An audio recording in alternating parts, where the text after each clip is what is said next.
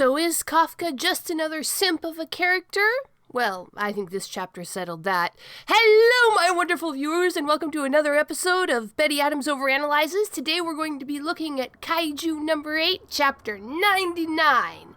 Now, I want to say, first off, Matsumoto has a really good sense of, I don't know, let's call it fairness. This chapter, chapter 99, in of itself, is a connective tissue chapter. It is, in fact, not a chapter that would stand on its own very well, because ultimately, nothing happens. This chapter is a fruition of the hints and bits that we've been getting up to this point. Now, I want to again reference that new manga that just came out, Shadow Eliminators. Really good. It's probably on par art-wise with Kaiju number 8. The interest of the character setup, the inherent interest of the story is probably on par.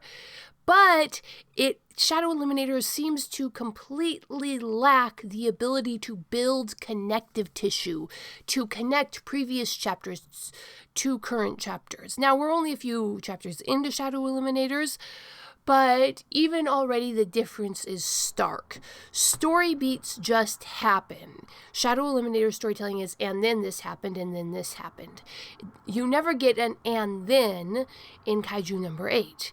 Every single thing that happens is logically led up to by dozens of little connective story beats that we saw in previous chapters. And what chapter 99 is, as satisfying as it is when the thing happens, it is almost entirely connective tissue. Things that take story elements from previously in the manga and carry them forward to when the big things happen in the following chapters. For instance, we know that Kaiju number 8 has a power to degenerate, to block Kaiju number 9's tissue regeneration. And I have theorized, and most people seem to find it very plausible, that this means that if a Defense Force officer is absorbed by Kaiju number 9, Kaiju number 8 will be able to step in and pull the Defense Force officer out by using his degeneration power to destroy Kaiju number 9's tissue around and possibly even within the Defense Force officer. Now, that theory, those hints, the clues that Kaiju number 8 will be able to rescue already absorbed officers from Kaiju number 9 was not in any way, shape, or form brought to fruition in this series, but there are strong hints building towards the fact that we are going to see that. Then we see Reno in the past chapters training hard, putting his body on the line, working hard. And we have seen Reno going from that fresh-faced baby boy who showed up at Kafka's workplace for some part-time work, growing and getting more haggard. Reno, the visual representation of this is Reno developing more lines on his face and his hairstyle changing subtly. And again, in this chapter, we do not get in any way, shape, or form a conclusion of the Reno arc, but again, we get threads, hints, drops of information that will lead on. This chapter, again, is connective tissue. And the fact of its existence of so much connective tissue is what makes Kaiju number 8 such a satisfying story on the whole.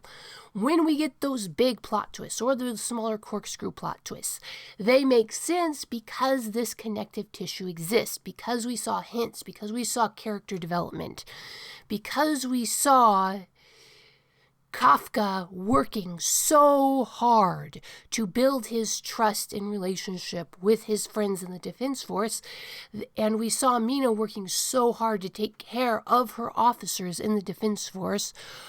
The officers' response to Mina's predicament and to Kafka's predicament in addressing this is perfectly reasonable.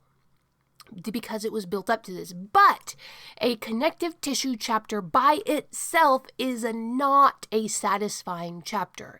Had we had to wait 2 weeks for this chapter and then another 2 weeks for the next chapter, it would not have been particularly satisfying. We would have felt cheated because, again, nothing happens in this chapter. No major story beat occurs. It's all connective tissue. So what Matsumoto does is, as a Christmas present, he drops the main chapter last week and then drops this as an extension of that chapter. This would have been way too much to expect Matsumoto to just churn out in 2 weeks. But it's not really enough. We would have felt cheated had Matsumoto taken 4 weeks to churn out these 2 chapters.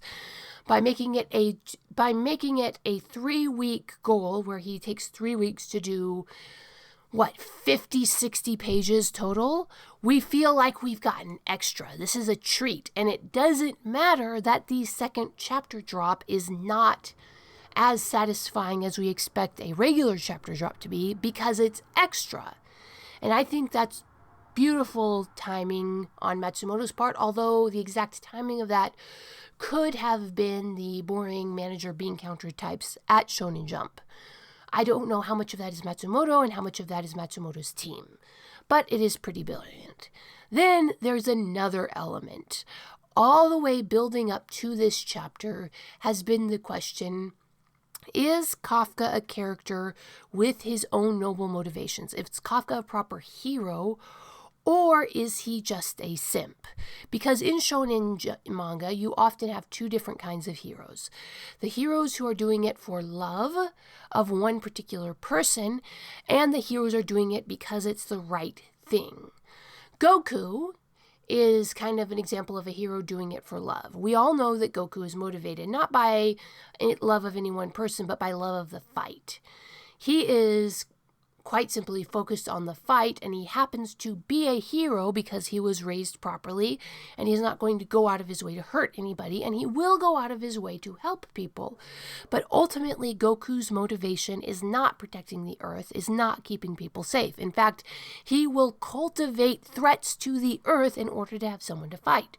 So Goku is a love-motivated hero. He loves the fight, he loves the battle. Kafka has proven in this chapter that he is not just a simp, fighting for love of Mina. Kafka has motivations beyond simply love of another character, love of his own selfish goals. And that is really, really what struck me about this chapter. Kafka's motivations, what gave him his weakness that Kaiju number 9 was exploiting, and what gave him the strength to overcome it, are the fact that Kafka genuinely wants to do the right thing. He wants to protect people. He wants to make sure that not just the people he cares about are safe, but that everyone is safe. So take a look at Yu Yu Hakusho.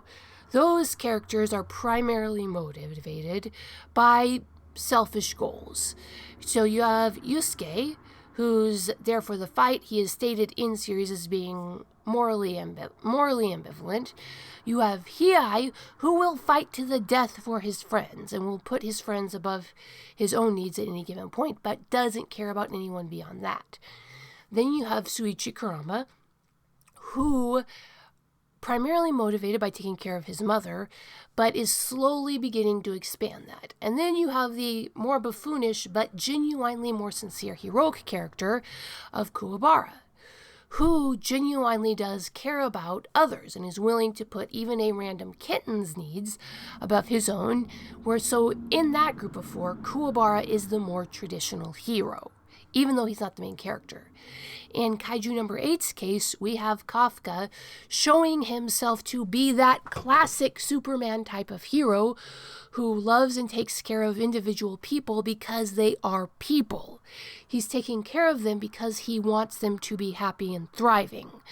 And he's not simply motivated by a selfish goal like Goku, or merely by friendship like Hiei. Kafka is a good man. He is a warrior who is protecting everybody in his community. And that is both his greatest strength and a weakness for Kaiju number 9 to exploit. And having a 100% wholesome, honest to goodness hero that we can root for, who is overcoming his flaws and working towards that good of humanity, I just cannot tell you how much I appreciate it. I'm all for a selfish hero like Yusuke or Hiei. I appreciate that, but having our own Superman front and center on the screen, doing the right thing for the right thing's sake, I love it. Chef's kiss. All right, but what do you think, my wonderful viewers? What did you take away from this chapter? That Kafka is a hero doing the right thing for the right thing's sake. That Kaiju number 8's degeneration powers are going to come into play pretty soon. Or that Reno's training arc is going to be paying off. Hit that like and subscribe button, and peace out, my wonderful viewers. Humans Are Weird, we took a vote. The second book of Human Absurdity is now available in audiobook format. Everywhere where audiobooks are sold. Barnes & Noble, Google Play, Kobo by Rakuten, and of course, Audible and Amazon. So you can now get a copy of the audiobook format of all 70,000 words of Human Absurdity.